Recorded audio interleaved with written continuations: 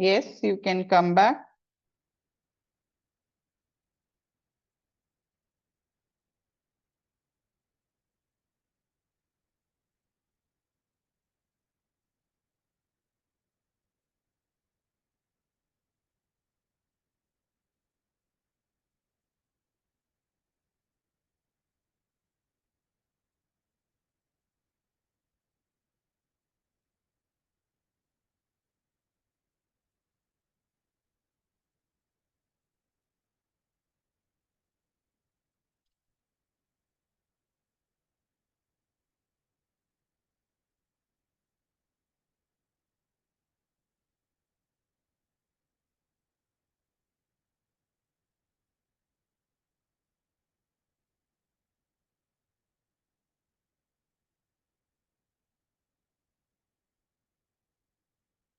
Yeah.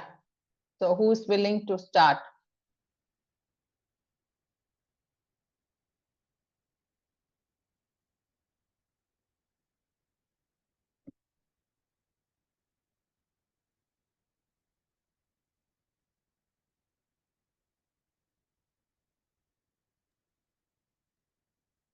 Just give 2 minutes more, ma'am.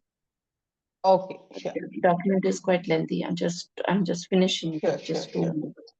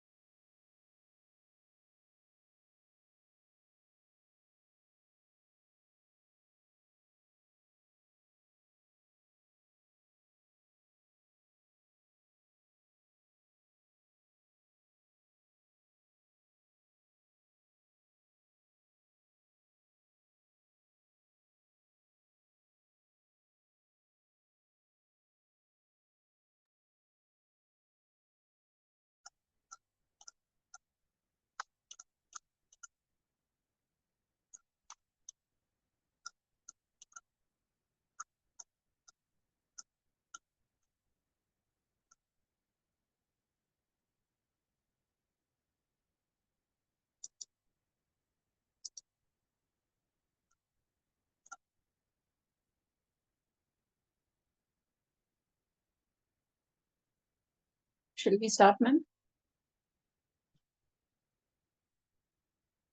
Yeah, you can start. Still time is there? Yeah, you can Okay. start. You have completed, you can start. Okay, so I just want to speak as you have given the articles to us. I've just gone through the article about husband and wives. That is the Okay. great pedagogy, 9 claims from the research.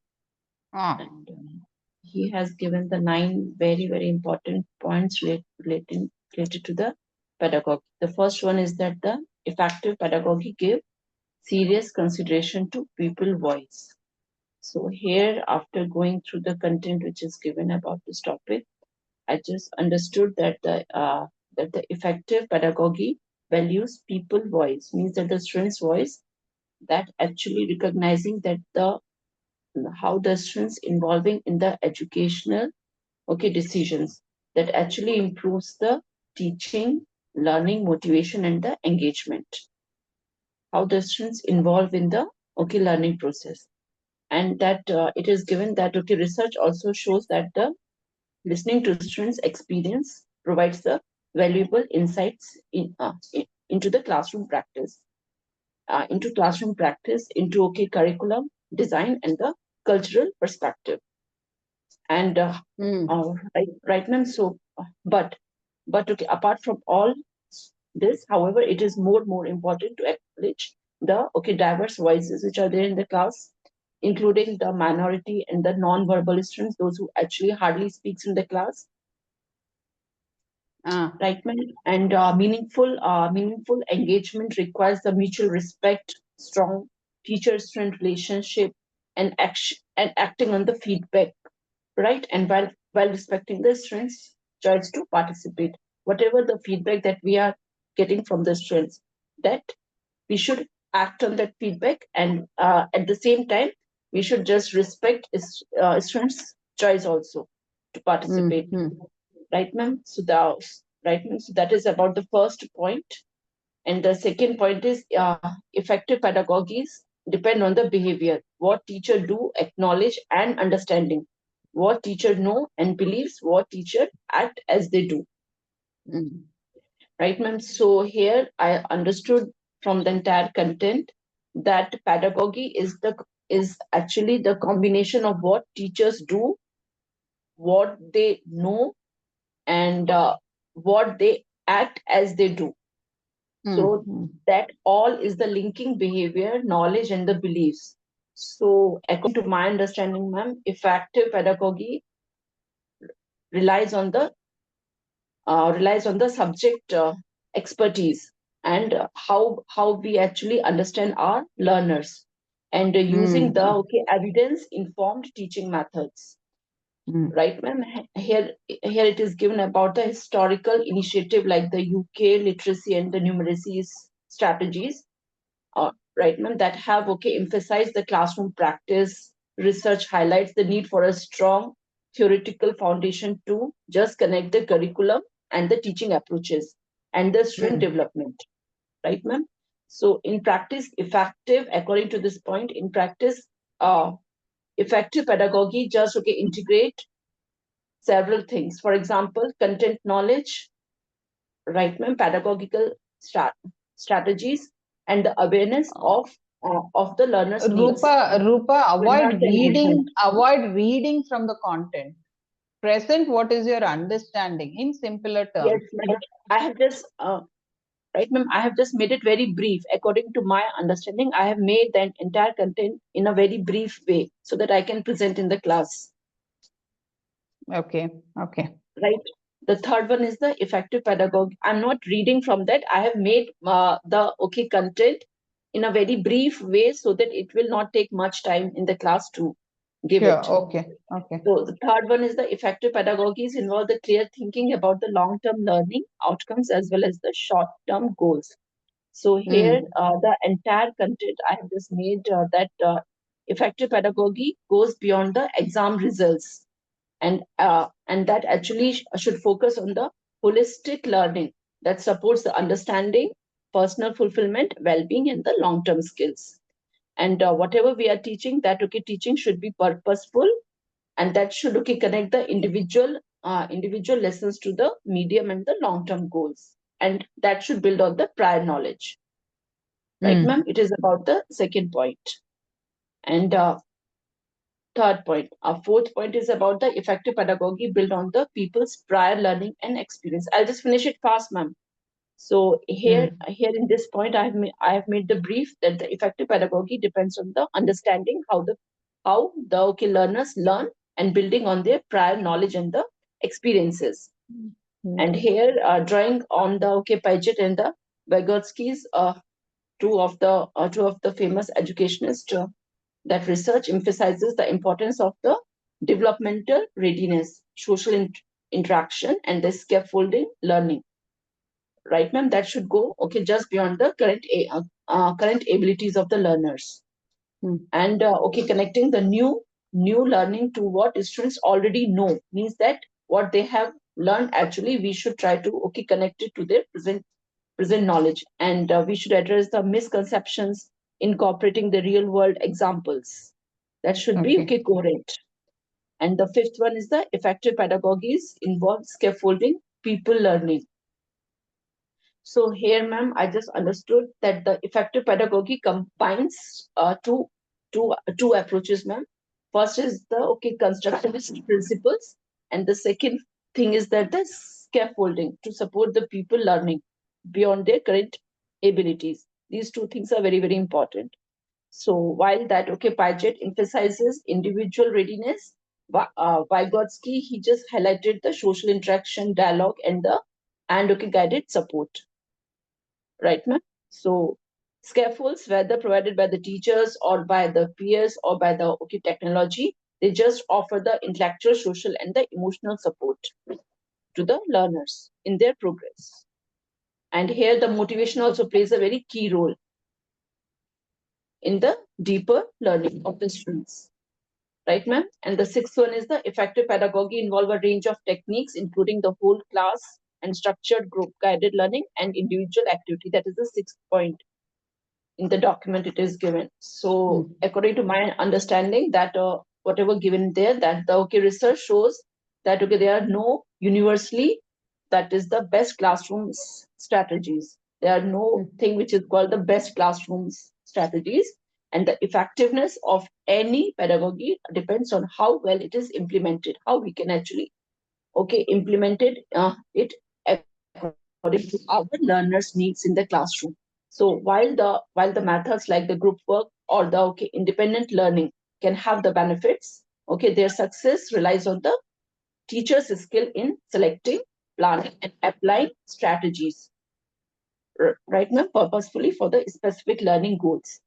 So that is most important, that whatever that strategies we are taking up, how well we are just implementing it in the class.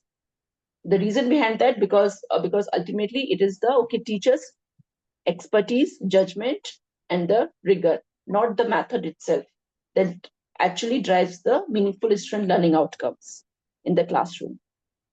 And the seventh one is the effective pedagogy focus on developing high order thinking, metacognition, and make good use of the dialogue and questioning in order to do so. So here the lot of content is given, madam, and lot of references being given. So here I have just understood that the research have been done over decades, and whatever the research has been done, that all highlights the central role of language in teaching and learning.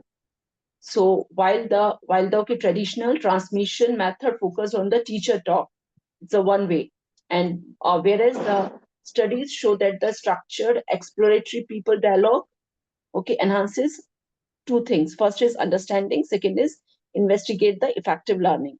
So effective questioning, if we do combining the lower and the high order thinking questions, stimulates thinking and supports the deeper learning.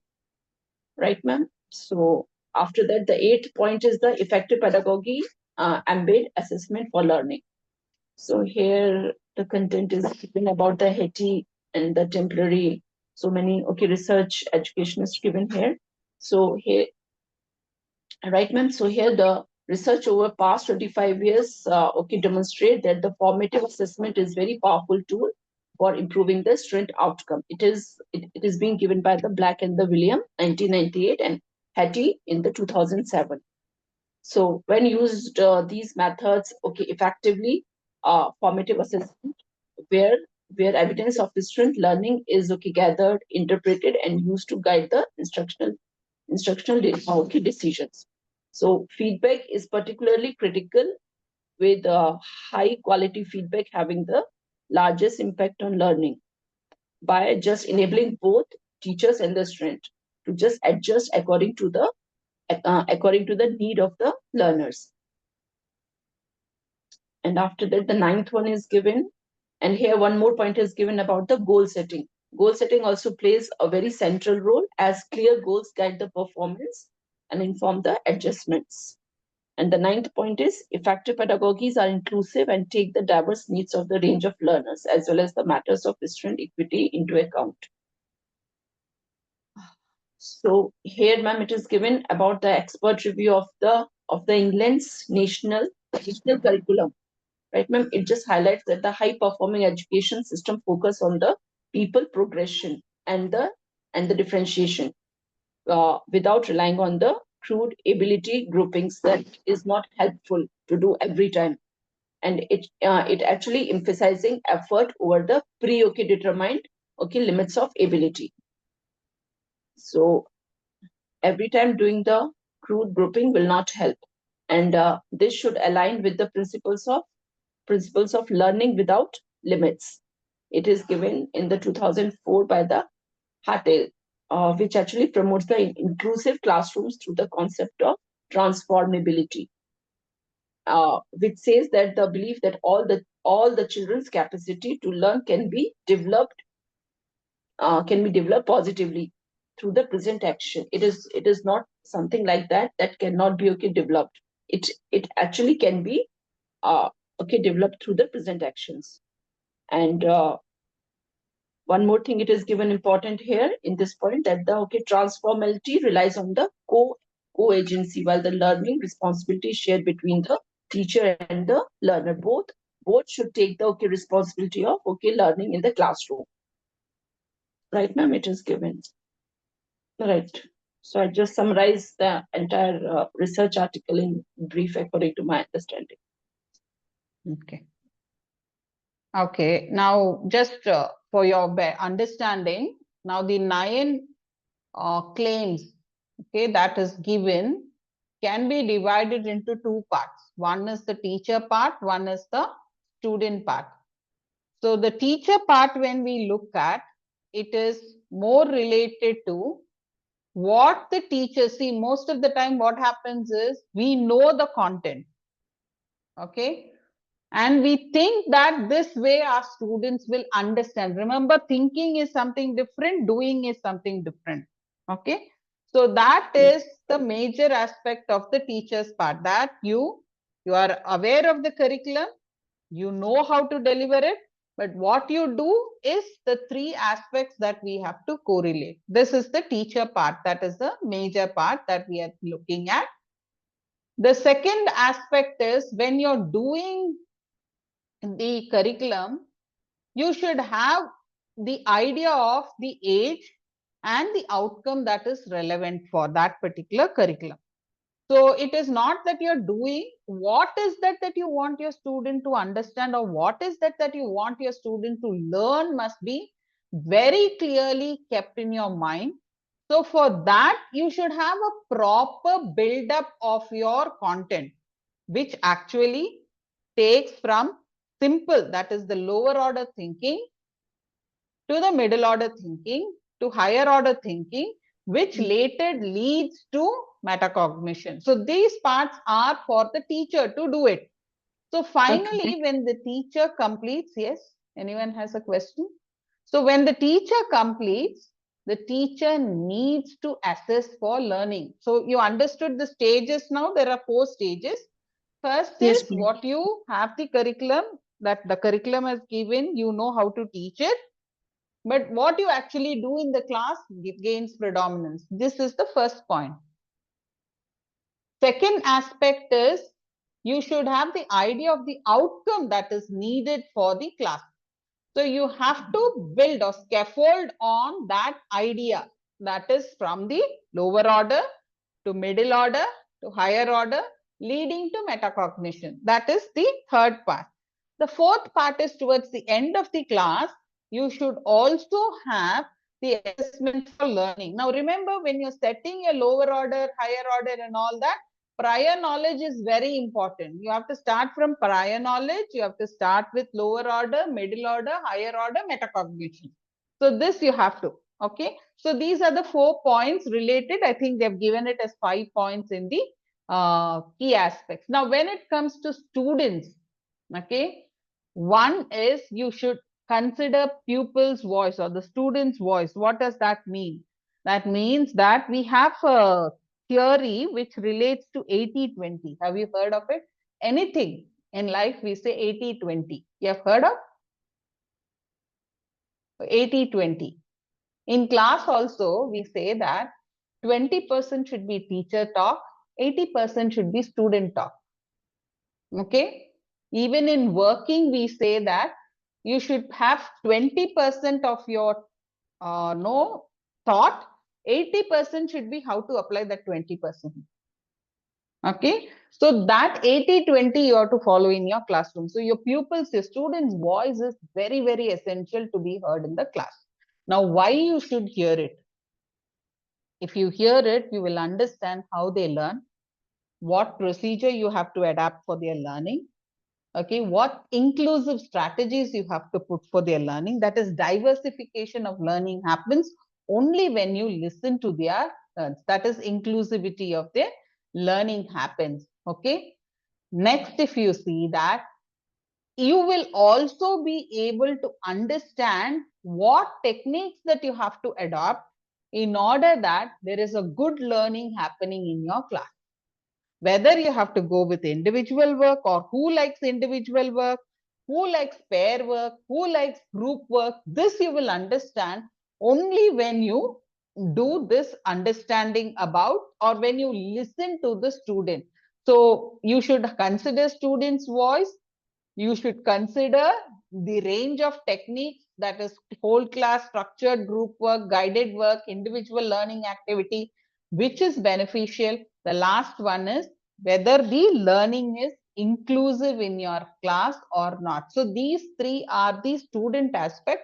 All the others come under the teacher aspect when you are teaching. Okay, that is very, very important. So you will have to understand these nine. Remember, it is, you need not remember it in this way, but when you're writing, relate it to any one of these theories. So husband and peers, wherever it is relevant to you, you can bring it to that part. Okay, right, another person, another theory. You will have to write, okay, you will have to write at least any one about any one of these four. Please read your module guide, and others also you can write, but one from these four must and should be there. Okay, yeah. Others, anything else other than husband and peers, you can take Hattie, Co, or Stulman. Ma'am, I have about John Hattie. Yeah. Uh, Okay, John Hattie, his research work is on expert teachers. He is not making any comparison towards experienced teachers, but he's giving a gist of experienced teachers along with the expert teachers. It's not a real comparison, but it says about it. So he in the starting he shared about a graph that how they are like if in a student's life how we like I used to have this misconception that peers will make a huge difference on the children's mindset, but Mm. here it says he says that it's just not home, peers, school, and principal. It's the teacher who that is make a huge difference. So it's a good one learning point. And then in teachers, when the teachers are teaching it, how the expert teachers do it, what are the essential things that a teacher, experienced teacher, needs to have, is all shared in this research work. What I really what really fascinates me is how we have bring the work to be done. Like expert teachers adopt a problem solving stance to their work. Like you just said just now that they are different students, and according to that students we have to plan a lesson from the beginning so that the each and individual child can relate to it, and the performance of the entire class rise up, whereas the experienced teacher generally focus the decisions on the entire class. here is a small comparison. What the experienced teachers does, she literally generally focus their decision on the class, and here the expert teacher is giving the outputs and asking the children to learn from that thing. And then expert teachers are more context dependent and have high situation cognition. Here it means that the teacher, if the teacher is going through a topic, that teachers know in and out of the topic, and just not the topic, that teacher knows the entire curriculum in which that topic she is able to relate with the all the other topics and bring that in one picture, so that the children have an idea of how that one topic is relating to the entire syllabus of theirs, and they are more into the class, thinking that everything makes sense and every subject have a link towards each other. Mm, I did this actually in one of my class. So there was this in geography. I was teaching about different type of rains. So in geography and science, the difference is that in science it shows why the rain happens, and in geography it says how the rain happens. So I have that idea of how science works. So I just connected that with that. So all the children were so curious. It actually works. If we know what we are teaching, if we prepare the lesson in hand, and if we go it, if you see the level of enthusiasm the children involved in the class is entirely different. They literally tells me when I talk in the class, ma'am, you're teaching history, and where are you going to jump now? So Mm. that's the children are really attentive. This really works in the class. Expert teachers are more automatic. It means that you know that there is some kind of a problem that is going to happen. That teacher already know what kind of problem is going to happen, and she's prepared in advance and how to make if that thing occurs, because they know the children. They just don't know the person just by name, but she knows it how the children will react to a certain thing. So the teacher is already prepared for it. This happened in one of my class when I was very new to the school. My first time in class when I went in history, we have comparison studies between Christianity, between Islam, between Turkish empires. So I didn't know how to. It was very first class, and I was like thrown to the subject. So now if I see about that first class, and now how I'm handling is entirely a different thing. So knowing the background of the student is also very important. True, true, that's true. Because that's what I said, needs of the students you have to understand so that your class Absolutely. can be very effective. It can be very effective. And you were able to really correlate to your class this 5 dimensions. That is good. The 16 attributes you can connect it with any time. But these 5 dimensions are very important. That is, first thing is you understand what your subject represents, or what is that your subject is actually imparting. For example, if I take, let us take English, you're teaching about adjectives.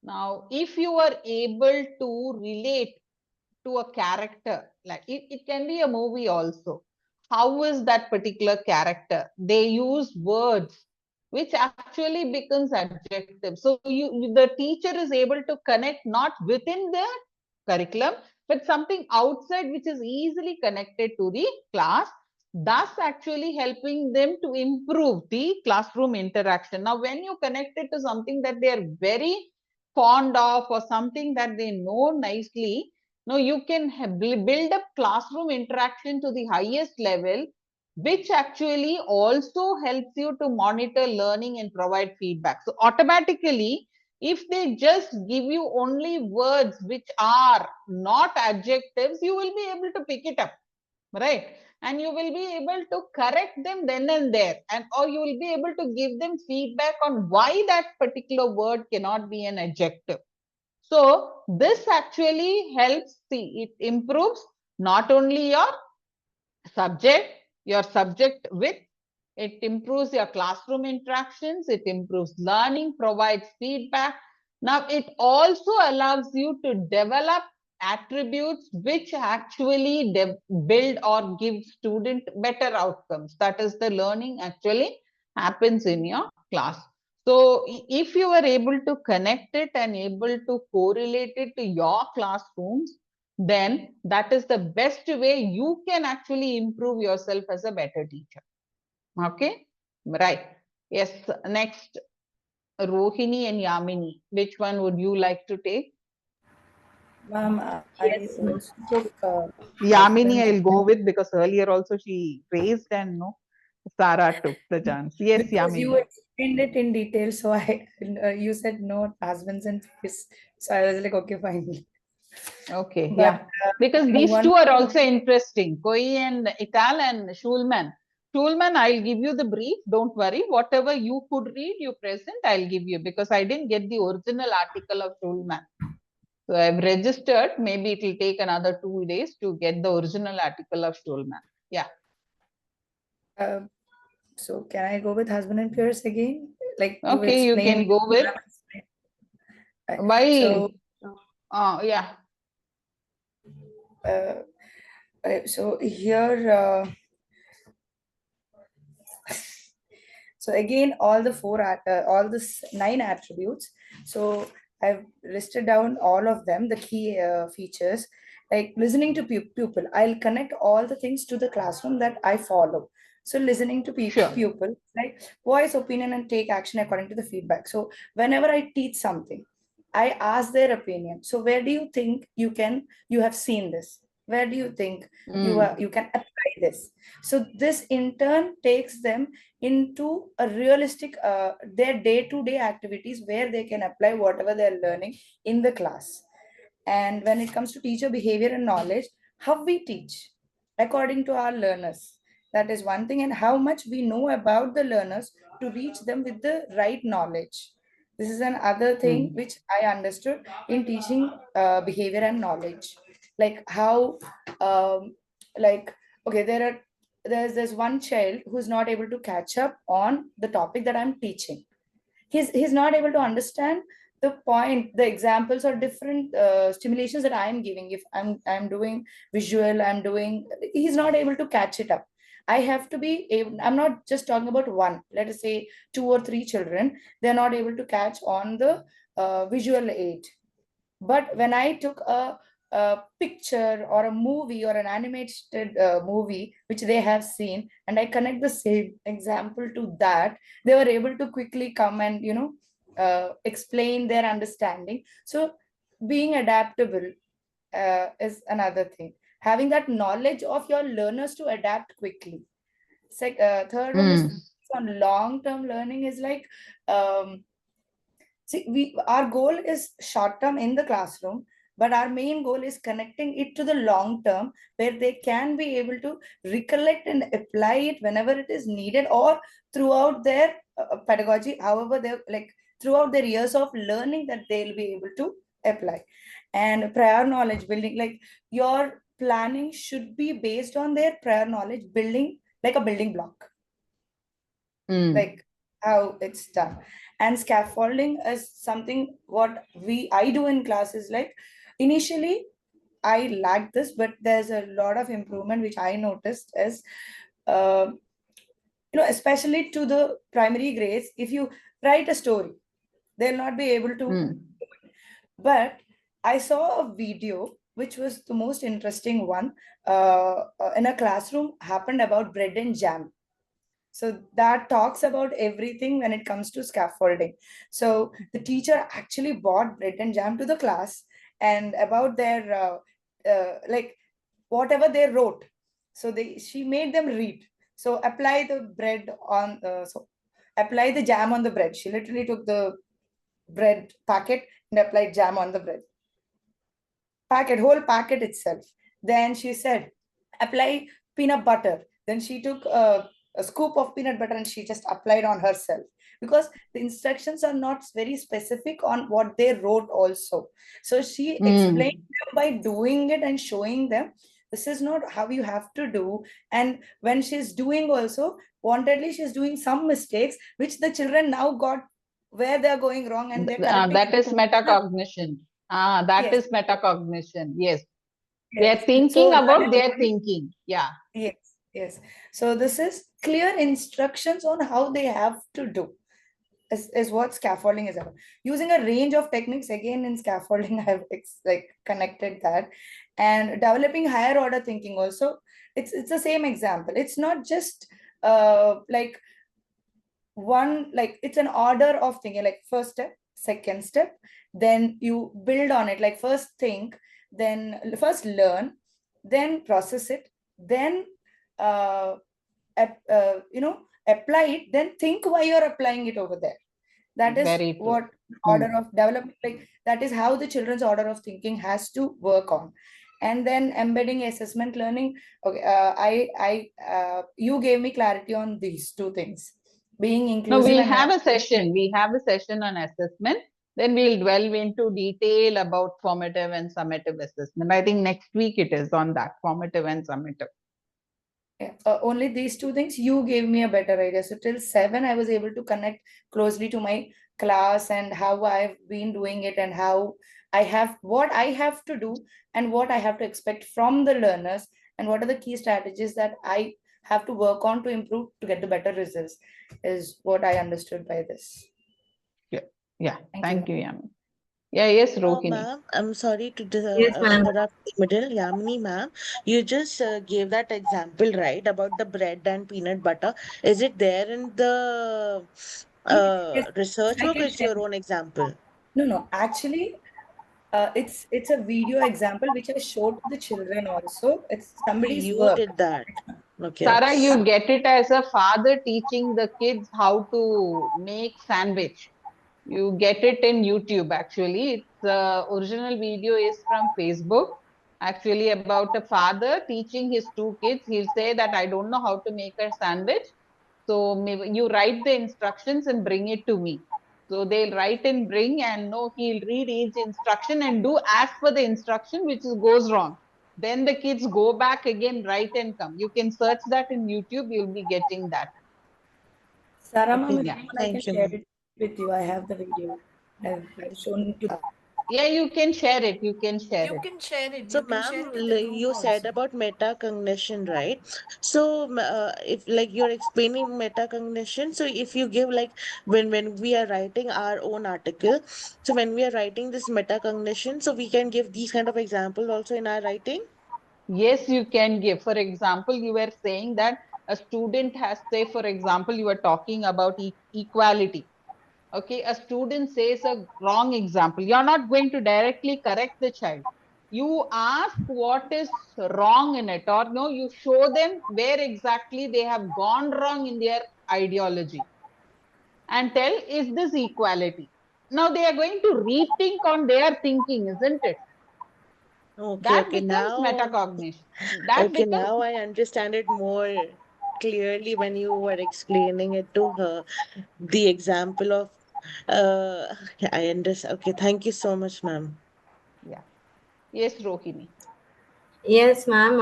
And I understood that according to all these three strategies and three theories of Schulman's and husbands and You can take any one. You can take, you want Schulman, you take Schulman, no yes, problem. See, according to Schulman is actually a very good one. That's why, like, yes, if ma'am. whatever Actually, you're Schulman, completing, based on that, I'll do. Ah, according to Schulman, what he said is good teaching is not uh, is nothing not everything like what the subject knowledge that the teacher have. It is something that what experience that they are having and how they are delivering the content to the students and what methodology they are using in the classroom environment, and how they are making students to understand the content from the subject, whatever curriculum they are following, whatever pedagogy they are taking, mm, irrespective with the subject knowledge, the way how they approach to the students and how they teach the students is very important in teaching. mm, And sometimes I also make this, ma'am, for example, I will teach my subject, my content to students, and after I teaching next day I wantedly will make mistakes, ma'am. Wantedly I will write mm. mistake on the word, so that I want to examine students whether they can able to recall the content and whether they can rectify, whether they can identify the mistake which I have done. So Okay. I want them to identify that. I want to self analyze that. And students, they will come forward, ma'am, you did wrong, this is not right, ma'am, you should write this answer instead of that, that is not right answer. They will come up with the right answer and they will say, uh, so sometimes trial and error kind of method also will work out with the students, and I will say, I will make them confused. Sometimes I will Ah, confuse them wantedly. Why? Because I want them to get the strong base knowledge on to students to learn that content confidently. What okay. they know, that answer they should answer in confident way without any without any question, like a doubt, self doubt in their minds whether this is right or wrong, like that. So I want, in order to make them to learn in such a way, I will sometimes use like this methods, so that Mm. students, when I make them, though I confuse them, they will stick to the right answer and they will say, no ma'am, this is only right answer. Then I will ask, then you explain me why that is only right answer, why what I said is not right answer. Then they will come up with the points, ma'am. So it is really makes effective. And I think that um, so the students understood the content which I taught them, and they are learning in the proper way.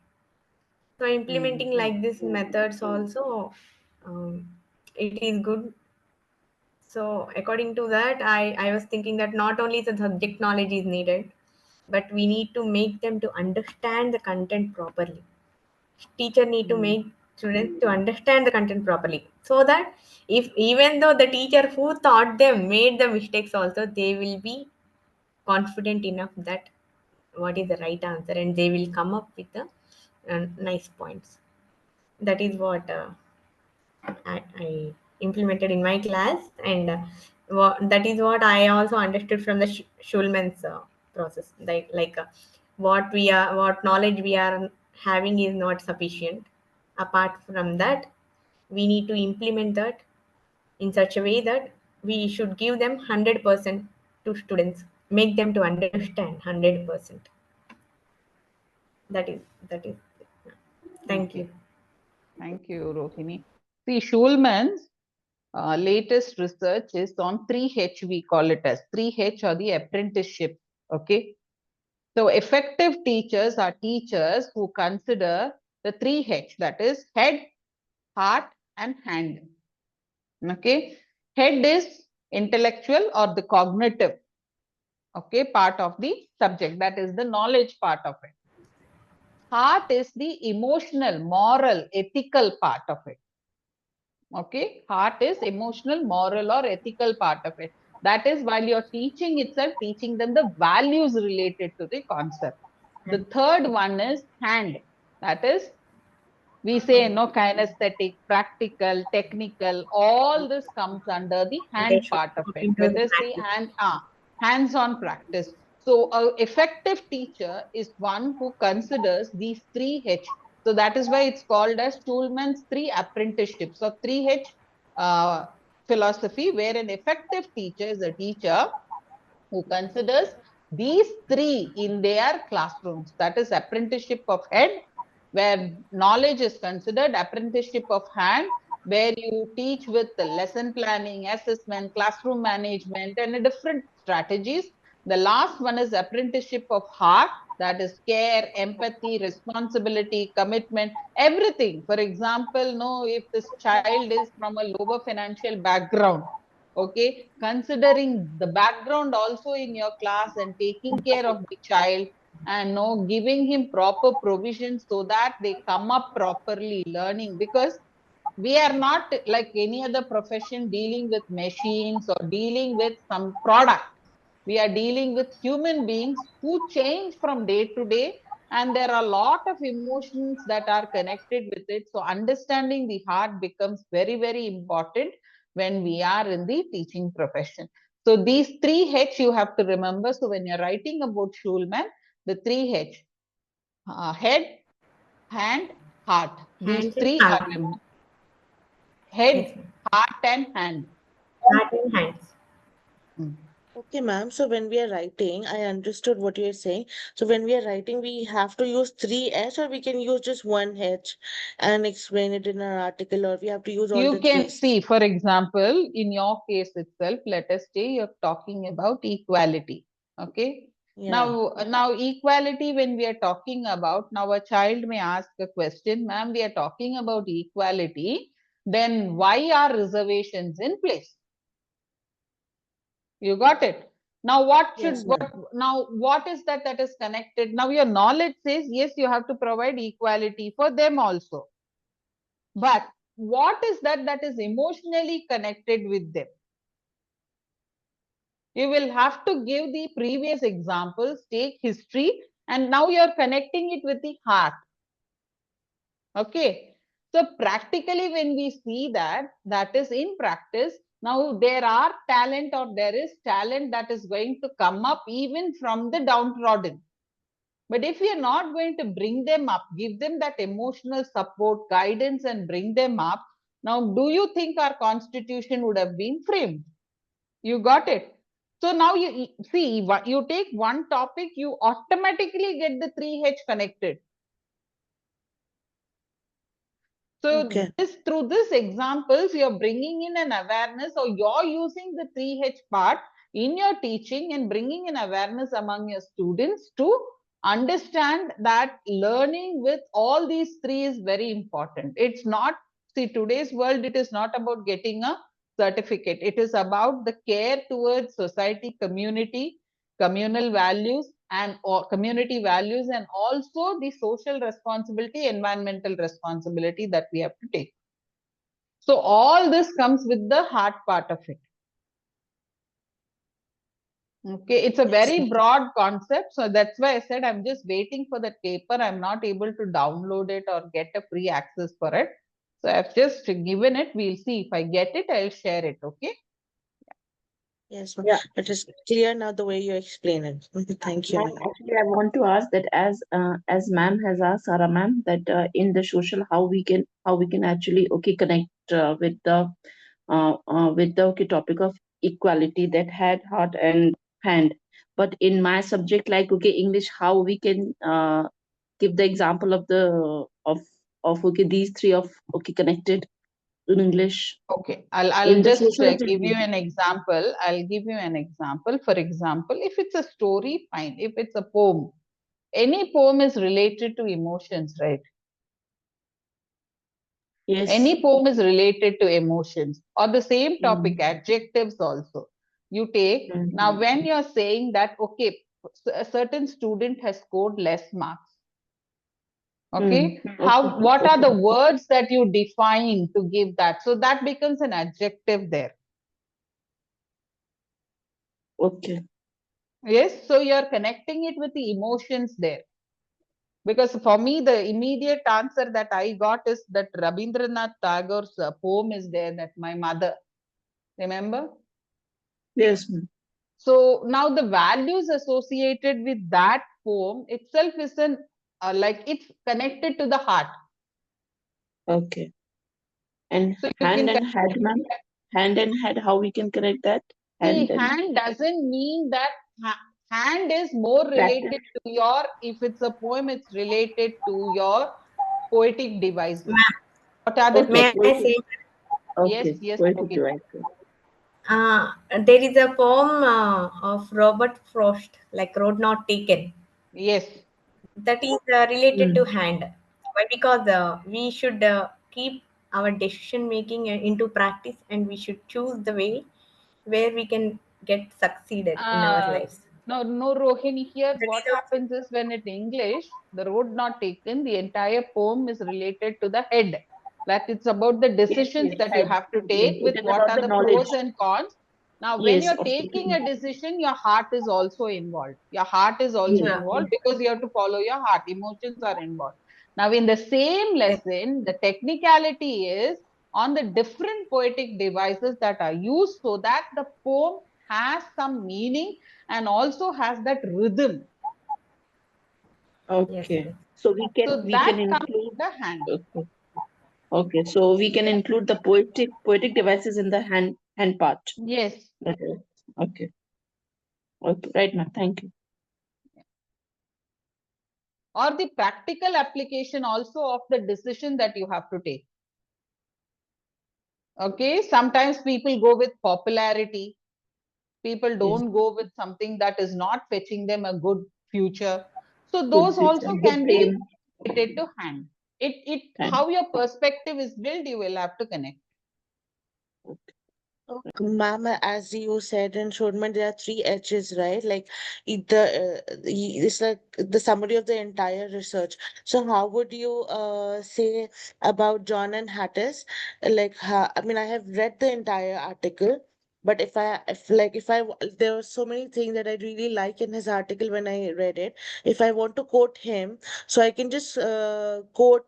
See, everything is interrelated. Even if you take Hattie, okay, Hattie says that prior knowledge, metacognition.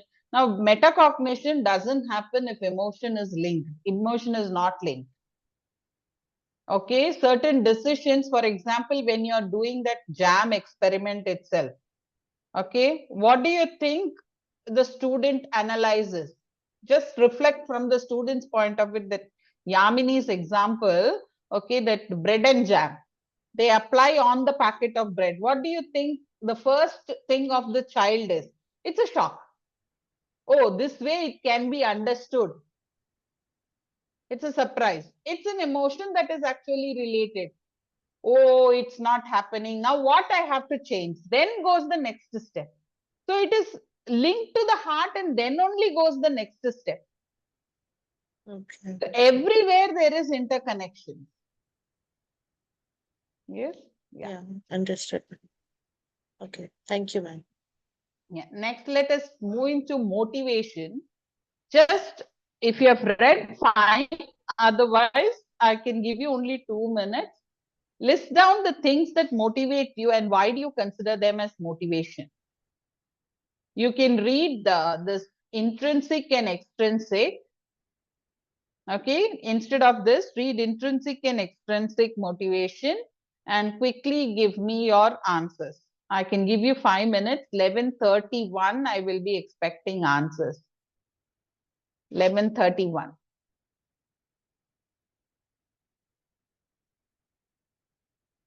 List the things that motivate you and why do you consider them as motivation. Read intrinsic and extrinsic. This you can learn it, read it later.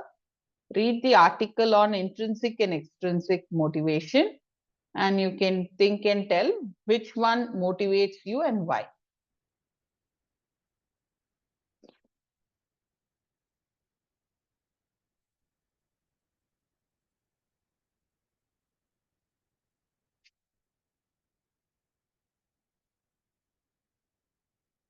This motivation, this particular thing was last week's resource material, not this week's. Learning Ma'am, theories. Yeah. when I opened this, it is showing that a need check, security check like that. I'm getting like that. Why did you open? I've already shared the resource material, isn't it? Intrinsic, extrinsic. it's being uploaded, ma'am, this week only Friday. Intrinsic and Yeah, extrinsic it is motivation. there. It is there. Yeah, ma'am. It is there, ma'am. Friday it's being uploaded in the e-content. Check Okay, it's ma'am. there, intrinsic and extrinsic.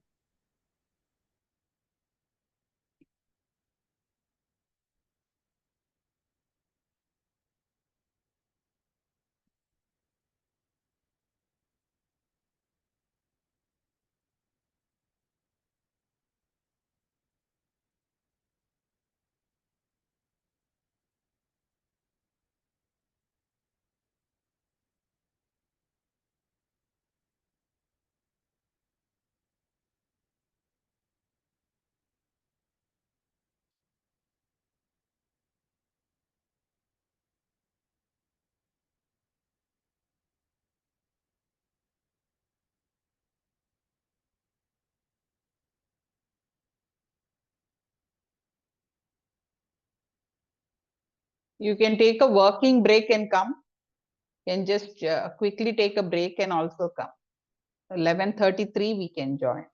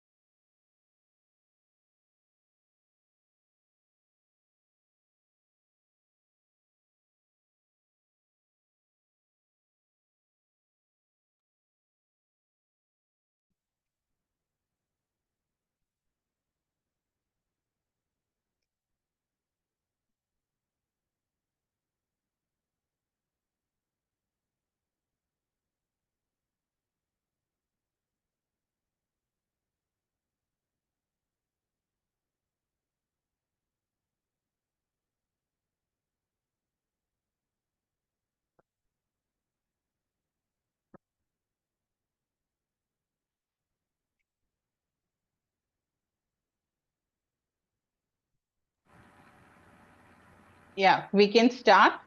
So just list down what type of motivation do you prefer in your class and why do you consider that to be a motivation in your class?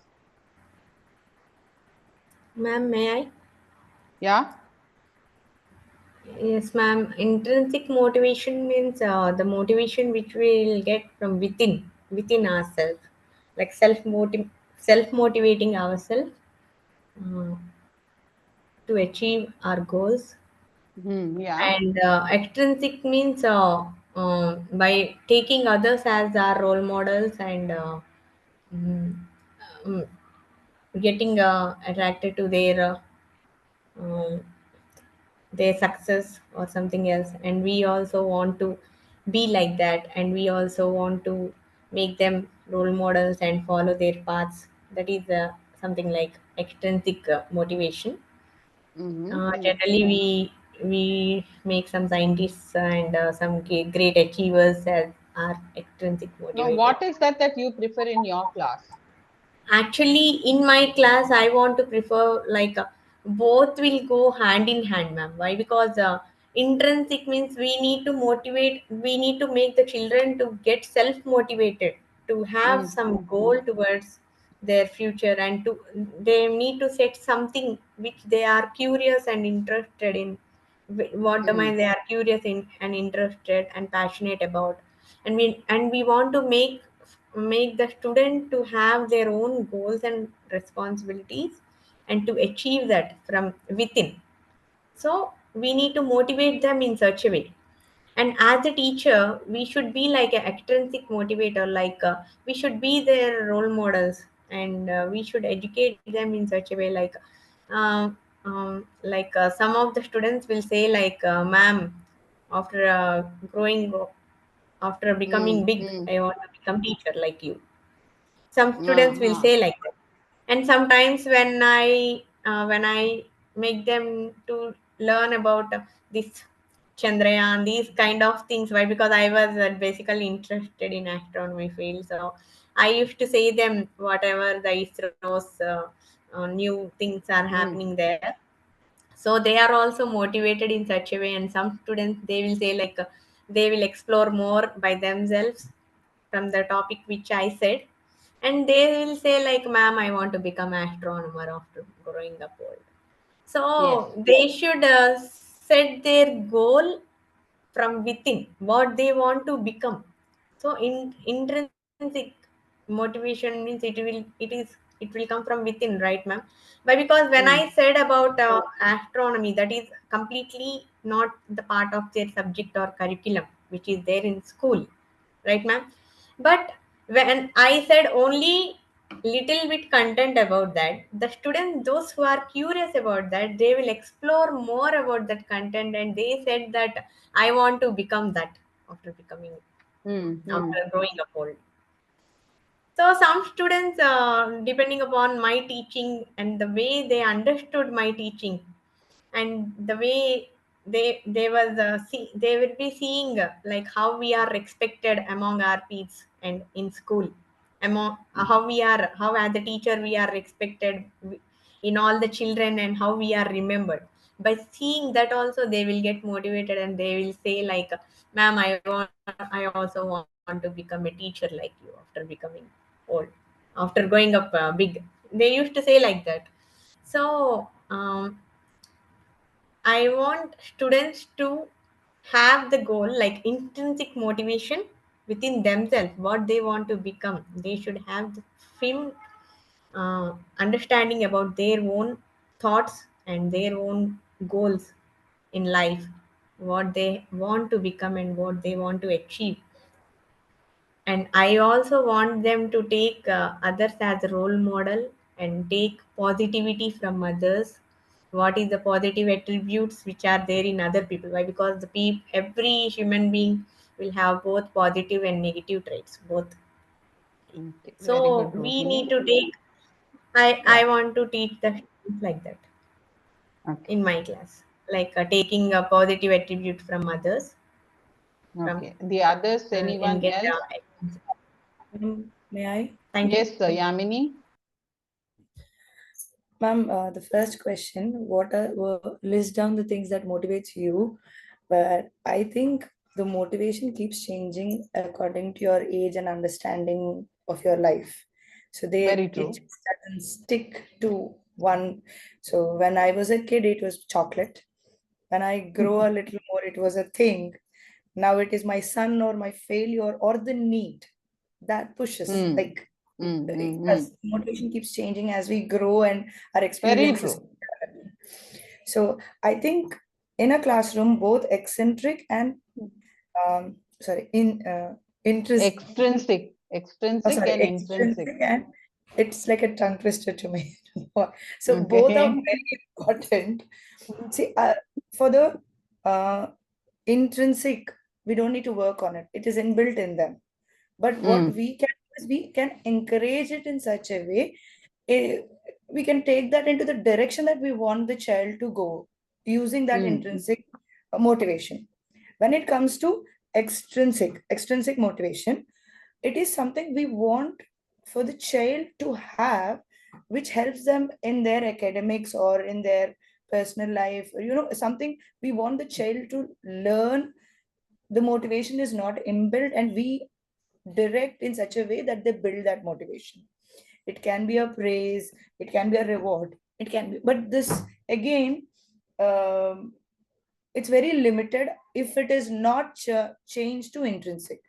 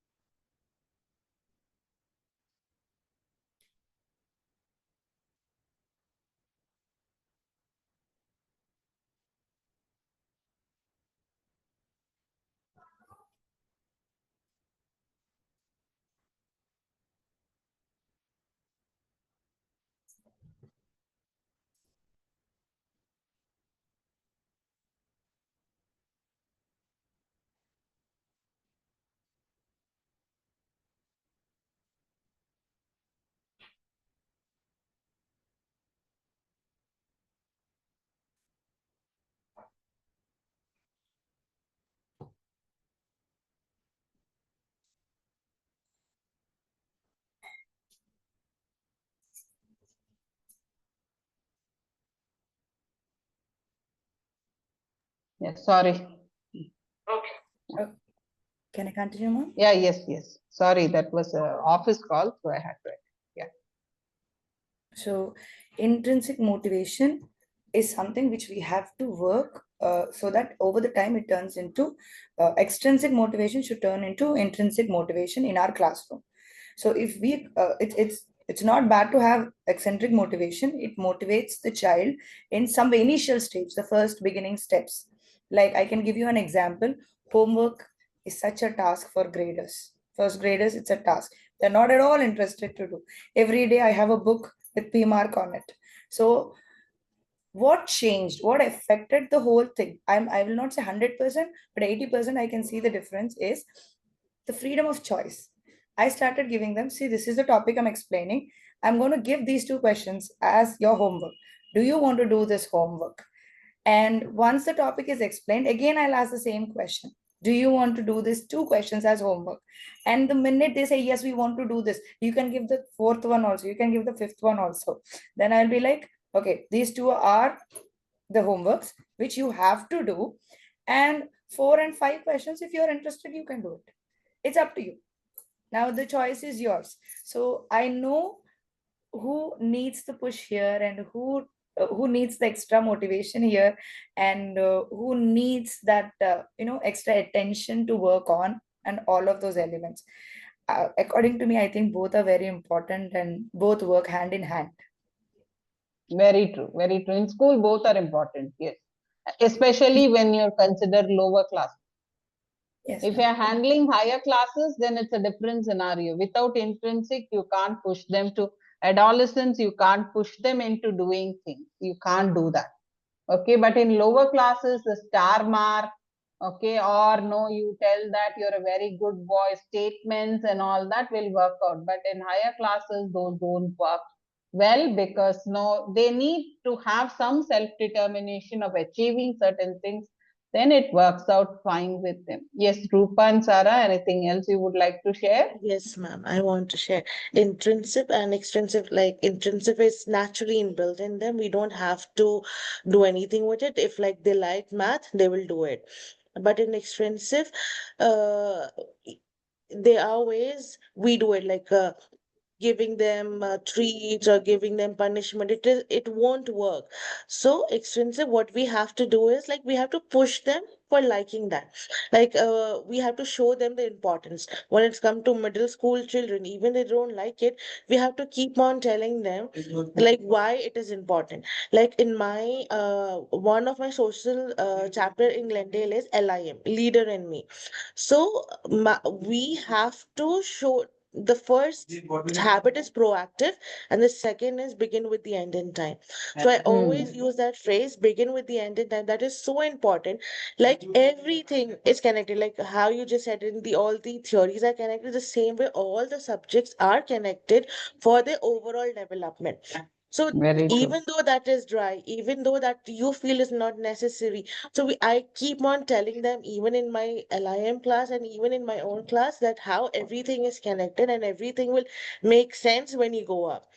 So that is very important, and that is how we can motivate them by saying that even though you don't like it, I get it that you don't like it. It's okay if you don't like it, but why it is important for you, we have to show them, we have to realize it, realize them that this is so important for you, so that you can. Nowadays we don't, like in our time, in our generation, it was like if you're a doctor you are successful, if you're an engineer you are successful. But now that the world doesn't go that way. They have, no matter what you do, even if you're good in painting, that painting you have to be good with all the other knowledge. Because if you are not knowledgeable, there is no stand for you anywhere. You have to, like, when you're standing in a place, you should know how to talk. Only if you learn social studies, you will know what history is about, and you will have something, you will look more civilized with more contextual knowledge in it. That is how I like. There are children who doesn't like to learn to history because it's gone, it's finished, it's so dry. Why do we need to learn days and years? So I tell them, the person, what makes you an intellectual person is having this knowledge. Not everyone will have this knowledge about World War II, what happened. You know the consequences. So bringing that and pushing them to learn something is expensive, and both goes hand in hand. Very true. Very true. Yeah. Sarah. Thank you, ma'am. Yeah. Rupa, you'd like to share, or we can move on to the next one? Yes, ma'am. Means everything is shared by my peers, so there's nothing more to do that with that. Okay. Okay.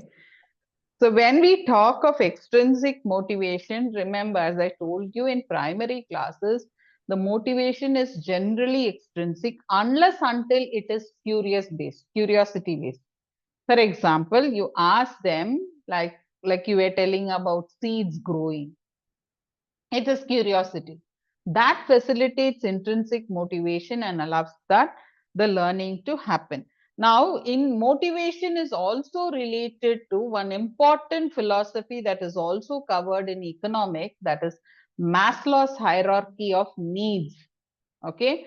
So there are 5 stages of needs that we talk about. One is the physiological needs, that is the basic need for a human: water, food, warmth, rest, and all that. So once you are having those available, the next thing that you aspire for is security and safety. That is, your home environment should be secure, safe. You have a place where you can go and you can stay.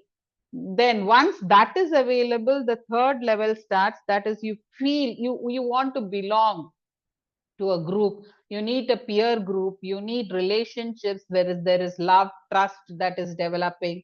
Once that is done, once that also is there, the next one is respect, that is esteem needs, feeling the urge to achieve something. Okay, that is the next one. The last one, or the highest need that any human being has, after all this is self-actualization, that is achieving one's fullest potential, or in simple terms of economics, we say that power. Okay, getting the power to control everything, that is self-actualization.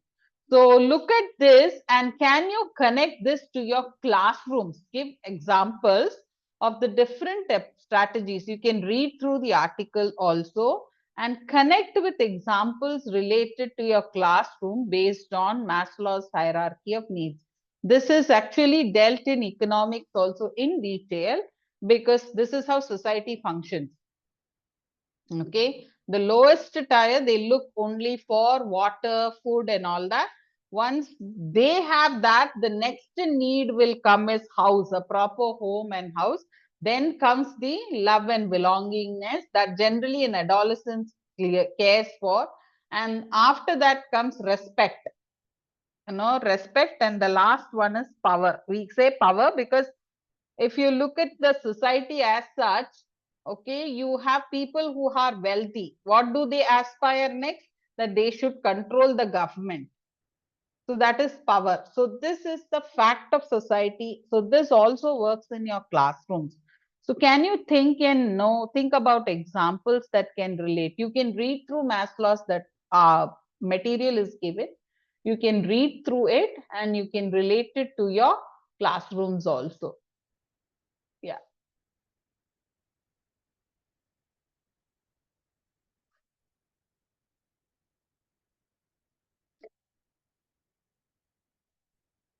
Take 5 minutes and read.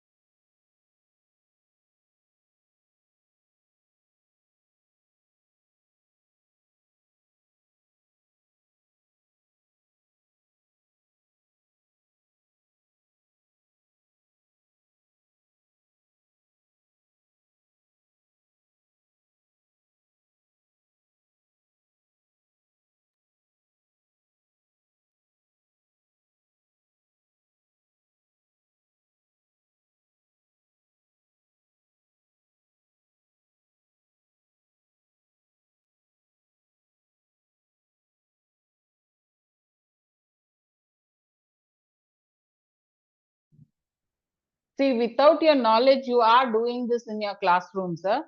Don't think that you're not doing this. You're all doing this in your classroom. Maybe your students don't come under the bottom three. That is physiological safety, belongingness, they have. But these two, the esteem needs and self-actualization, you do it in your classroom. Maybe you're not aware of it. Think on it, you will get your examples.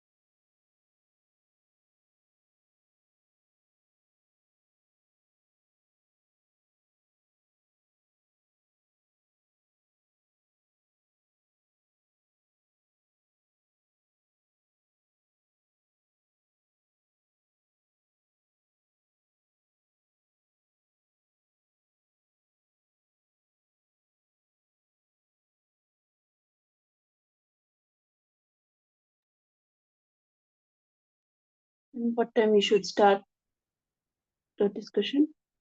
You can start. If you're ready, you can start.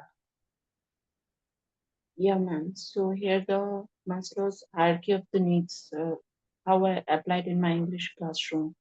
So first is given about the psychological needs. Psychological needs are the basic needs like the food, water, and we should give the break to the students. So we should ensure that each students in our class should feel comfortable and not hungry, or they should not feel okay thirsty during the sessions.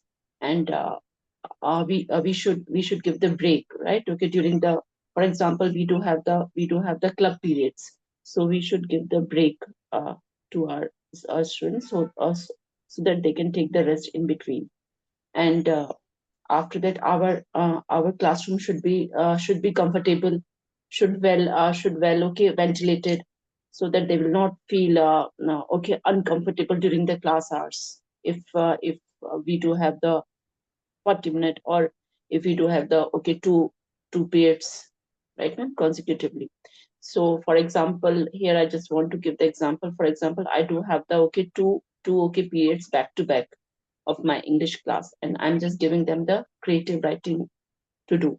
So I just allow my students to just take the short breaks in between. For example, the water break or the okay bio break. I just usually give, so that they stay actually alert and focused in their creative writing. That is the psychological needs. How do I apply in my class? What strategies? After that, safety needs related to the physical and the emotional security. So for to implement that, for example, I just established the clear classroom rules, that what should be followed, how you should speak, how you should okay interact with each other. They should not fight on the small things in the class. So, and we should create a non okay judgmental environment for sharing the ideas. For example, if the student, whatever they just okay understood from one topic, they should be free to express their thoughts and ideas. So it should be okay non-judgmental, and there okay shouldn't be any kind of okay bullying. And I should encourage the respectful interaction among the students, so that they actually learn how to respect their each other's views and the thoughts, ideas in the class. Okay, that is the safety needs. And in for example, in the reading okay discussion happened in my class, so I just make it sure that the students should feel safe to express their opinions about any kind of story, fiction, non-fiction, poem, whatever it is, right, ma'am? And I should ensure that no one should okay laugh at them, and okay no one should okay mock at them, that what you are saying, how you are saying, okay, this is not the way to okay, interpret your ideas. So okay, that all related to the safety needs in the classroom. And after that, the third one is the belongingness and the love needs. That is the very important social, that related to the social connection in the relationship. So I should encourage the okay group work. I should encourage okay peer okay discussions and the collaborative projects, right, among them, so that they would actually learn how to how to okay get into how to okay sync with each other. And I should just encourage them that they should actually accept the social and the cultural okay diversity in the classroom, and they should value each student's okay contribution in the class, how each student is contributing their views, their thoughts. They should give proper okay respect to each other's views. And after that, esteem needs related to the recognition, respect, and the confidence. So means that the strategies which are related to that, for example, I should provide the positive feedback, and I should encourage the okay efforts with in whatever the way okay they are just okay putting. For example, I just want to give example. Okay, yesterday only it happened that I gave the students to do the okay film script.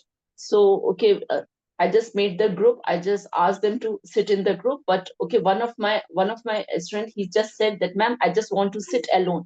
I just want to write my own okay film script. And you won't believe, ma'am, he has just finished 3 pages in just 10 minutes. while those who are in the group, they are just sharing, okay, someone is saying something, someone is saying something. So I just gave them this example that he has finished so early. Why you, okay, don't finish it? So they said that, ma'am, because we are in the group, so okay, everyone is having their own, okay, thought process. So for that reason, we just, okay, can't write so fast as he has written. So I just, okay, give that kind of freedom to my students in the class. So okay, that is very very important, and I should offer the and I have made one okay leader in each group, so that okay leader will just guide the entire group. So okay, that is also important in the class activities or the project work, right, ma'am? And after that, the self actualization needs, here it is related to the personal growth and achieving potential. So here I should encourage the creativity, critical thinking, and the independent, okay, learning, as I gave you the example of the writing the film script yesterday. So I should allow my students to explore their whatever their personal interest is there, however they want to learn. I should give them that freedom to explore their thoughts and the ideas in the class through their work, whatever, be it the group work, be it the project work, be it their self-learning, whatever it is.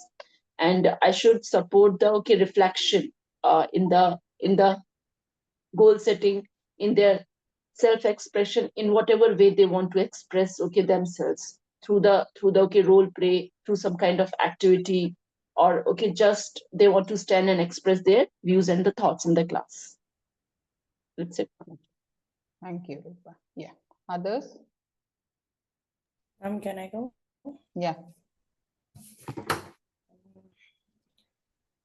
I I think there's a huge difference when it comes to higher grades and lower grades, how this pyramid works, or the pyramid is viewed No, there completely. is no, it's actually that the difference is no, there are different versions of it, but the idea is same.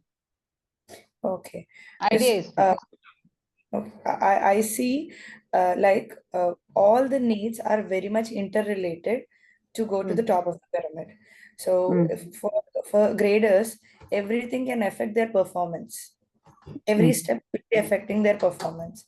If they don't get that favorite food or favorite pouch for the class when they're coming to the school, they're not interested in the first class. They don't have enough sleep, or they didn't they're still in that mood. No, the class teacher is not present. That affects their learning, uh, uh, you know, concentration in the class. And the class teacher or the subject teacher is absent, or they don't know Same is from. happened with the higher grades also, Yamini ma'am. It happens, whatever you are saying, it is that implemented across the grades. It is true. Across the grades. Okay. So Yes. here, they chaos is even created when the class teacher is not there. The minute the class teacher is not there, children lose interest even listening to the class. If they don't know what is the next period, and the next period teacher is not there in that 1 minute, the interest is gone. So it's like there are many things that keep everything. And friends, fight between friends on a pencil, on a sharpener, so on a snack which they're sharing, that affects their mood, getting them back into the class. It's and self-esteem, that is an one interesting thing which I found in my class is like children's compare how the teacher or sees the whole class as an equal or not. Younger children, they compare very clearly, which I noticed, like, ma'am, you're giving her the chance more, you're not giving us the chance. The minute you point out a flaw in front of the class, they'll be like, they go into a shell for a great number of time. It takes effort to make them come out of the shell and point out, do the mistake. Okay. And the last one, self actualization, to me is when the children are able to catch the concept, they take the flow of the class, how the class should go forward, and how it should they control the flow of the class completely. Is when they have the understanding of the concept, or when all of these needs are met, and they are into the class listening to it. Accept and understandings that, like, and another thing that I noticed is in this self also, it's again individualization. One reaches the peak at in 10 minutes, let us say another reaches in the class at 30 minutes, correcting all the needs. So this gap, the one who reaches in 10 minutes, he's so eccentric that he wants another work or an extra attention for him, or all that. But it takes a lot of effort for me to make him understand, your peers, they need some more time to catch up your pace. So wait, let them also come to you, and we can all go together. That is where I've ended up when I was trying to connect this whole thing to my class. Okay. Yeah, that's true. Yeah. Anyone else? Yes, ma'am. Me. Can I go, ma'am? Yes, sure. Yeah. Yeah. So, in this, as I tell my class that when I go through this, again in history, our history is divided into three, like ancient, medieval, and modern history. Modern. So I always tell them that people previously they were hunter gatherers. They only look for their need, that air, what like water, food, shelter. This is all needed. As we are progressing, we need to raise our bars. So if there is chaos in the class, I like, okay, today the class is welcoming me into the hunter gatherers era. So like, come on, we are growing up. Then it goes for safety needs. That is how even as humans we have evolved. So when we are learning also, it is very important for us to evolve our needs as per the time. So now we have achieved this and this, and now please let's not go back to the history. I tell them. So this is then like for now, as per my class, I think my class already have psychological need and safety need. It's taken care of. Love and belongingness is also there. There is love between the family and friends. We reinforce them by different kind of activities in the class. And then self-esteem, like recently in my literally in my last class, my Friday class, we had this thing, self-esteem, like why self-esteem is important and how it can affects your learning progress. So with my sixth graders, I am here. So they, while for focusing on the other needs, we go up to the esteem. And what self actualization made me think is that we all have that thing in us, like the intrinsic needs. We already know what we want, but the sense of achievement we'll get it when we understand that we have, that is our personal growth. When we realize that this is our personal growth, we have to have those goals in our mind, that if we are achieving this, it will give us self satisfaction also.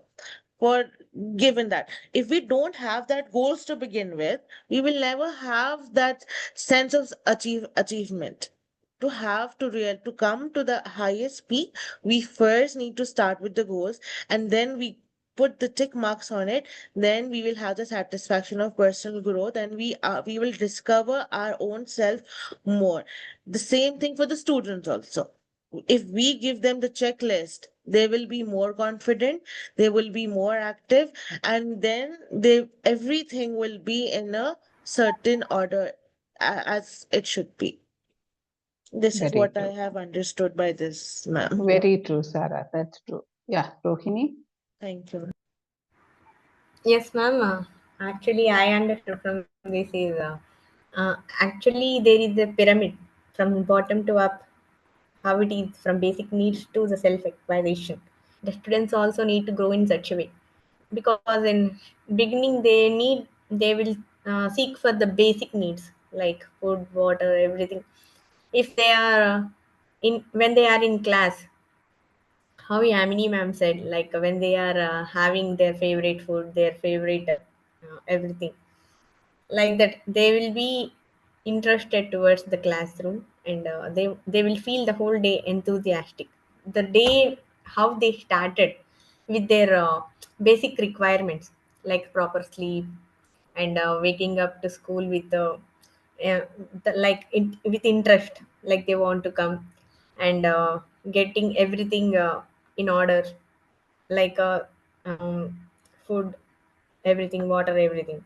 Later, after coming to the school in assembly, in assembly, if they are some children, for standing longer times in assembly, they will get bored without assembly activities. They're only half half of their enthusiasm to attending to the classes will be gone.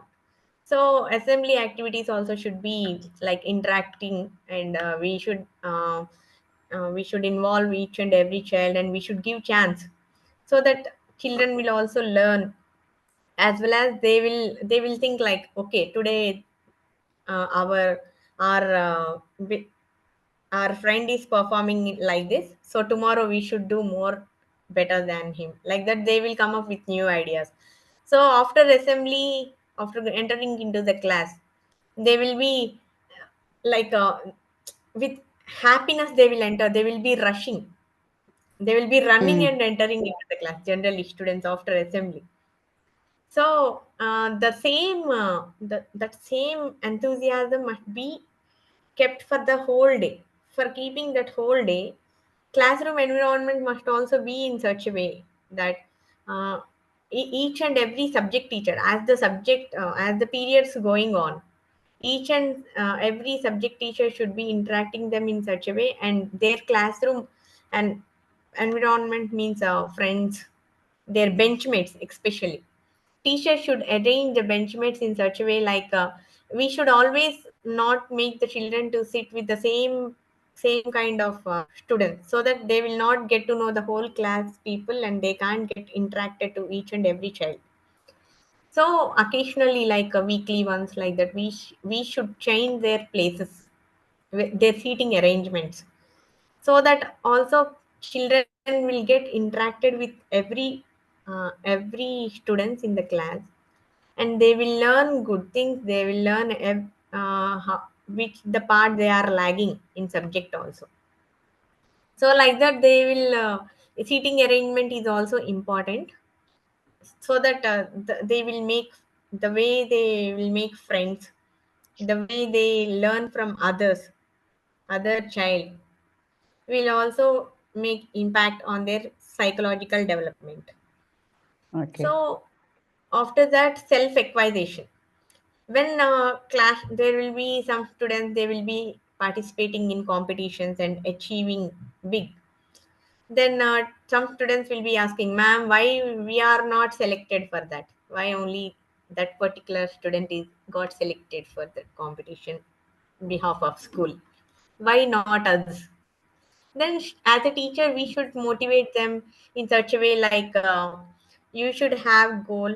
If you are um, listening properly in class, and if you are able to perform good in your academics, and if you are gaining the knowledge which is required for the competition, outer competition world also, then you can also be in a position to represent.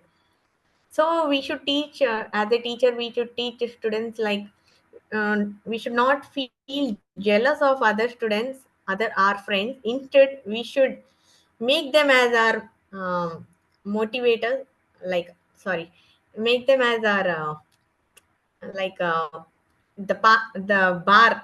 We should also reach there. We should take them as inspiration as our co-students, and we should also work together with them. And every student should share their ideas. Those who are participating and those who are not participating, the participants must not um, must not comment on the students, those who are not getting participated. So the teacher's responsibility is to maintain that balance in class environment, so that slowly that whole pyramid will be achieved in the students' overall growth. That's Okay. what Okay. that's what I understood from that document, ma'am. So that I also want to implement that same thing in my class. Okay. Thank you. Okay. Yeah. So each one of you have given your perspective, but in a classroom, what happens is, like, for example, now you have a student, like small kids, generally small kids, not the bigger one. Say they drop their lunchbox or water bottle. What happens immediately with the teacher? Hey, what did you do?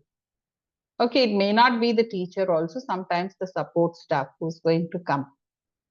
May yell. Okay. We will ask other children to share water. No, I'm not talking Okay. about sharing. I'm asking about the first stage of it. After that, yes, definitely you will say you go to the mess, have Yes, food, yes. or no, go take water Actually, and come. immediately, That ma'am. happens. Yes, what But happened in class? It happened in my class, ma'am. Why? Because immediately we should not shout on them. Why? Because ah, they will get panicked. So that so we it should may say be in an accident. Yeah. If it is yes, it is by happening in accident. So it is students get frightened immediately. What they immediately in their mind they stop thinking about the food which is spelled down and water which is spelled down. They will start thinking about what teacher will say us, what how ah, teacher whether teacher will scold us. So immediately they get frightened. Then they mm, then at the time I will go and I will console them. Okay, that's okay, no problem. It is by accident. You didn't did it wantedly. We will say them in such a way. We'll console them in such a way, so that the see, students there come are into the two normal things state. here, Rohini. One is by accident, small kids, it happens. Sometimes what happens, they don't like that food. So what they do?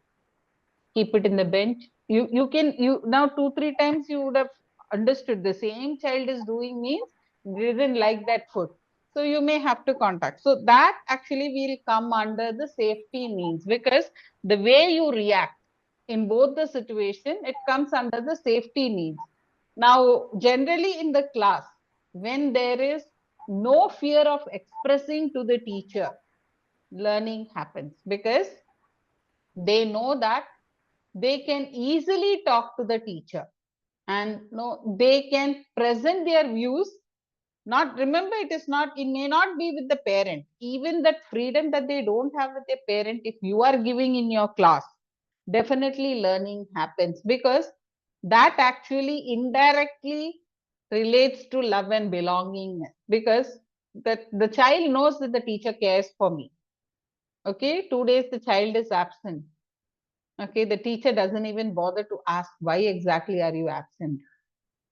I'm not saying calling the parent, that is a separate part, that's the admin part. But to the child asking, how are you?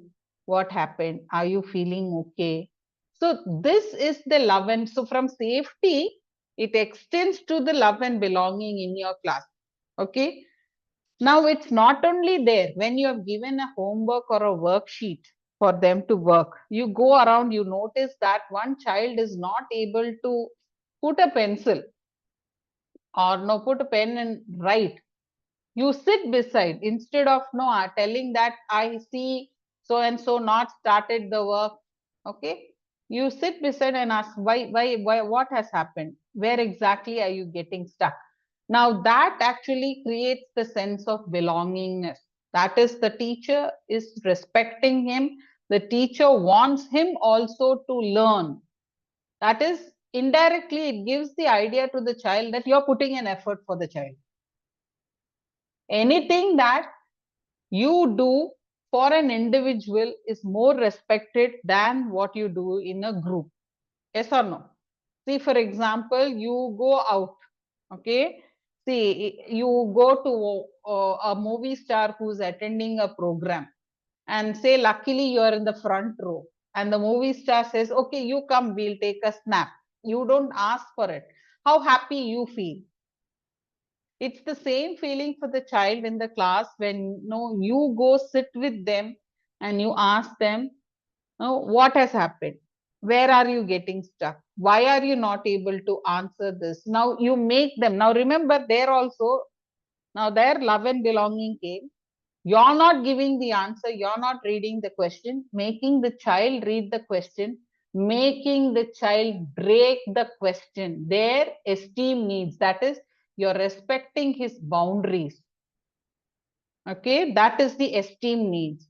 Okay, he answered it. Next day, say a related question you have given it as homework, and no, you say this is the answer. How many of you found this difficult? Now, Some of them sincerely raise. Now remember, those who are raising hands sincerely, do not demotivate them. Then go to them, ask why, where exactly did you go wrong? What is that you misunderstood? There actually self-actualization comes, because the child realizing that I understood this in a different way. Then you tell, right, when you understood like that, your answer is correct. Now think in this way and now you answer, because the question, this word has come. That is self-actualization. That is, the child is able to realize where he has to correct himself, where he has to bring a change. For example, you know, a student in your class is good at decorating, very good stylist. Okay, his notebook, he writes very neatly. He sees now immediately what is the sense that you have. Let him be the bulletin board leader. Tomorrow another child comes and say, ma'am, I found this interesting article. I want to put it in the bulletin board. Now, what should be your response? You should not immediately say, go and put it in the bulletin board. Talk to your bulletin board leader. See how that can be accommodated. Why? Remember, it is not about this child who has bought the new article. It is about the child whom you have given the responsibility of becoming the bulletin board leader. Now he feels proud because you have given him the power to decide. Got it? So that is the self-actualization needs in your classroom. It has nothing to do with your subject, but the respect and the power that you have given him makes the child be interested in your class, interested in what you're talking, and they listen to you. So this is where how this gets connected in your classroom learning. Sometimes remember, they are not at all relevant to the curriculum, but it is how you interact with the students that actually helps them to learn your subject. Okay, this is not only for primary classes. Please understand, this is not only for primary classes, even for secondary classes. This is, for example, you have a sports captain. Okay, and no, you know, one particular student is good in TT. It's not that the teacher deciding that he participates in housewives competition. You tell you're a very good TT player. Go to the captain, talk to the house captain, show that you have this. Then if he accepts, then I will take you into the team. Now what has happened? You've given that. It is your power, remember, but you've delegated so that you have given the house captain the importance. So as a result, what happens? Even though you're not going to the class, you will be respected.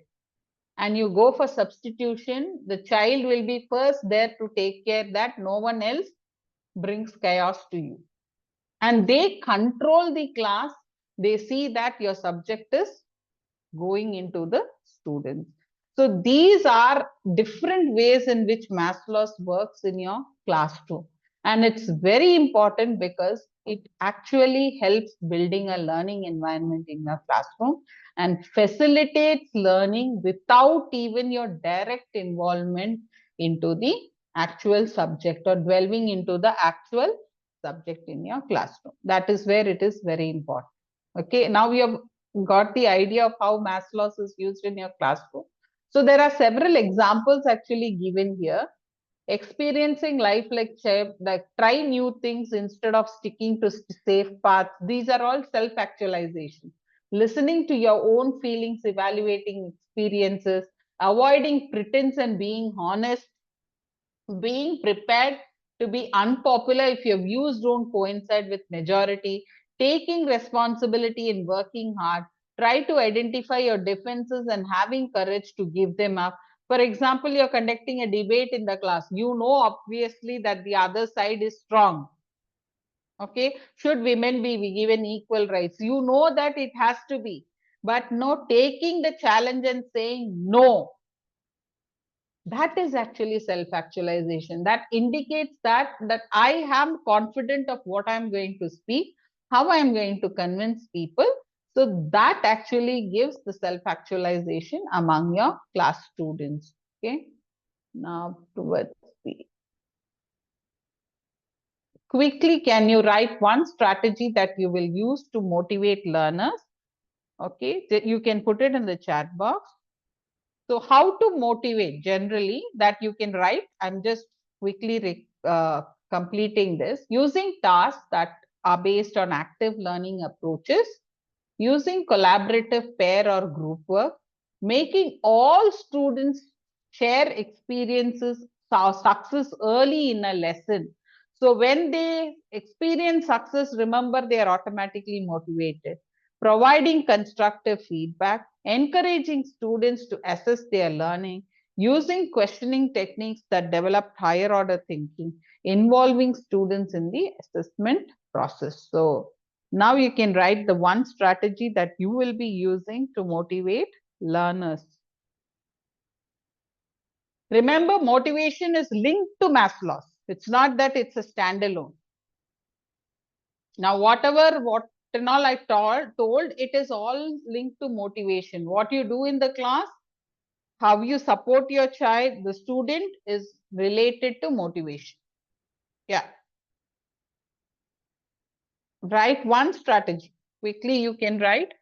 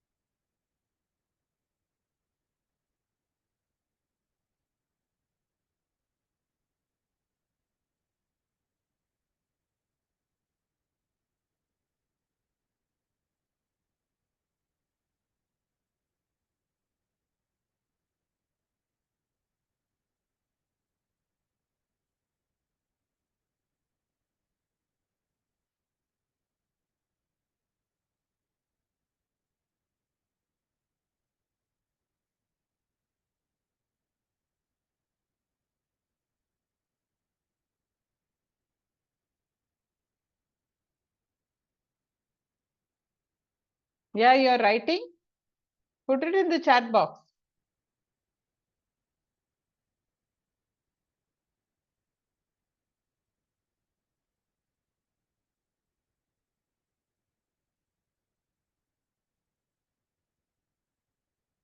Classroom competitions, okay. Is it correct, ma'am? Through classroom competitions, we can Yes, get the you can, you motivation to can, you can. That also actually helps them develop. extrinsic motivation we can give. Like Yeah.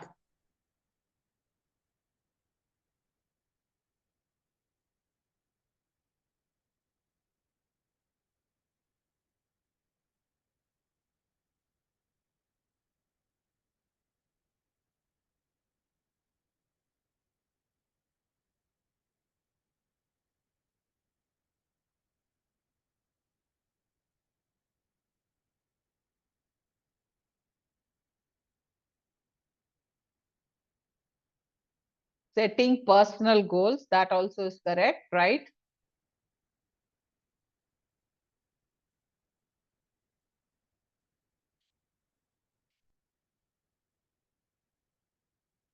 Actually, when you're setting goals, Sarah, it should not be too high. You have to have very small. So small, then you can build the expansion of it.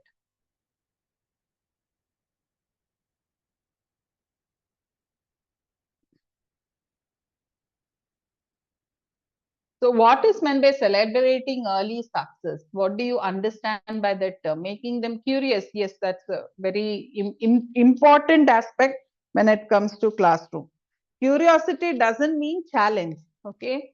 Small, small. That is achievable curiosity. What is meant by early success? You're asking me about celebrating the success. Yeah, it's open. Just give Yes. me a Okay, quick my example like for better understanding. for my personal goals, like not making, like as you said, big goals. Like for my classroom goals are like there are different type of goals. Yearly goals, classroom goals. Classroom, there are some children who doesn't submit the homework on time. There's Ah, the assignment. So even that is a goal for them. That is a checkpoint for a day to day. So if you are doing that and there is a student that who doesn't submit their assignment on work, so celebrating, like just giving them a clap will boost them more.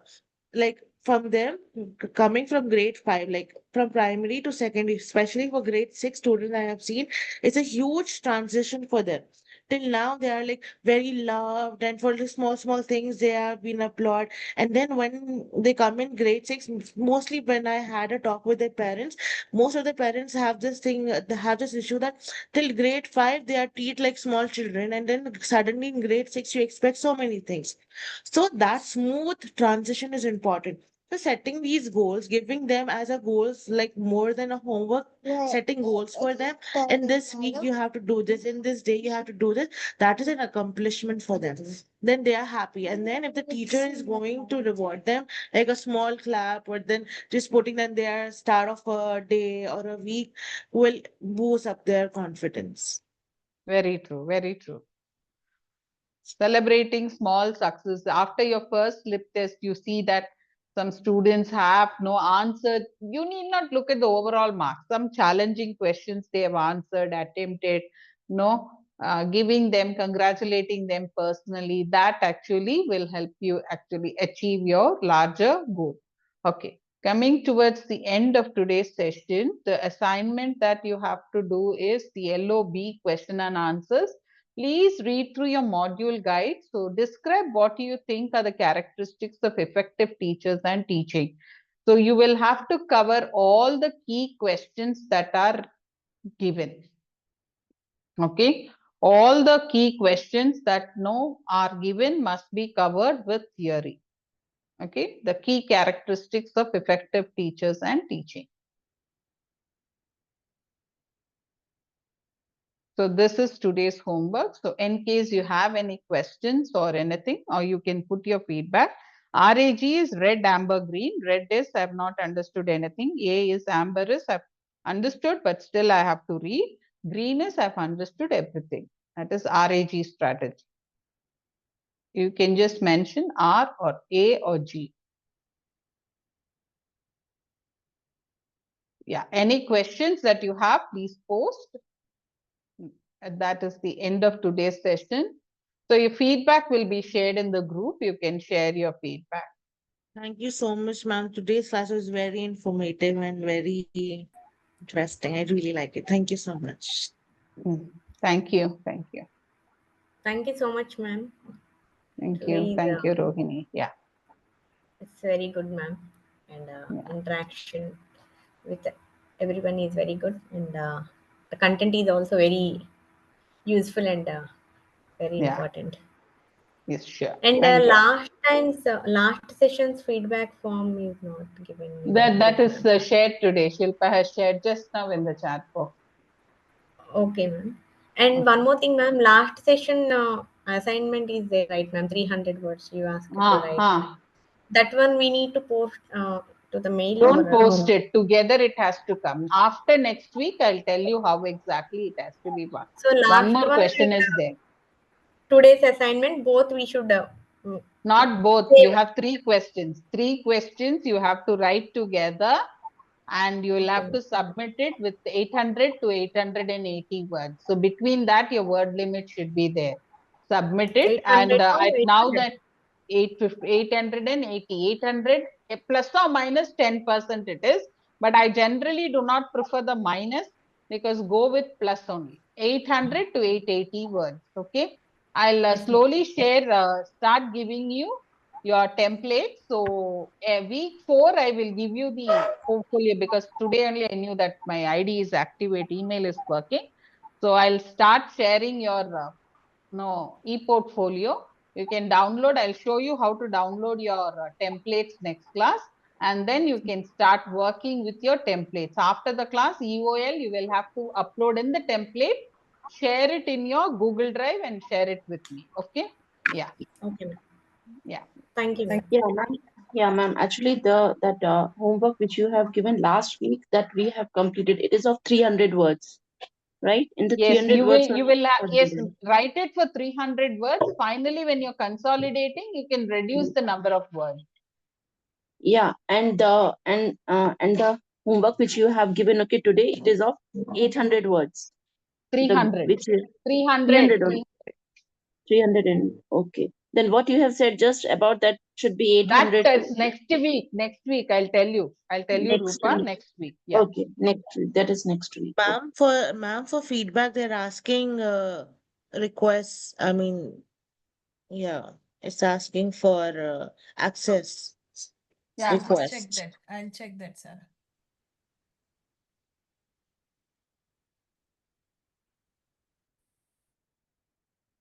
Rupa, read through your module guide. You will get the complete picture. 3 questions you have to write. So LOA is 300, LOB is 300, LOC is 300.